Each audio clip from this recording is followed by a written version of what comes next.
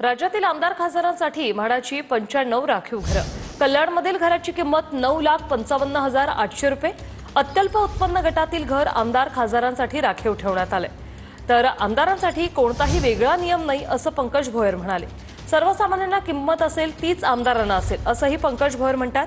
म्हाडा लॉटरीत आमदार उच्च उत्पन्न गटात असतात असं भातखळकरांनी म्हटलंय।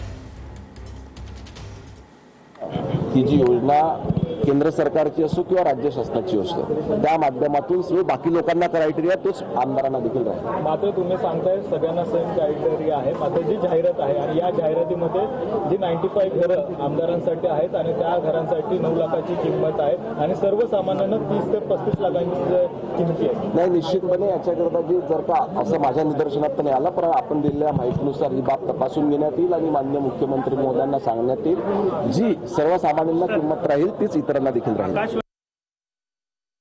मला माहित नाही असं काही असेल असं मला वाटत नाहीये, कारण आमदारांकरता जरी कोटा असला तरी सुद्धा ते उच्च उत्पन्न गटातली असतात। तरी आपण जी म्हणताय ती माहितीच्या संदर्भात मी आज विचार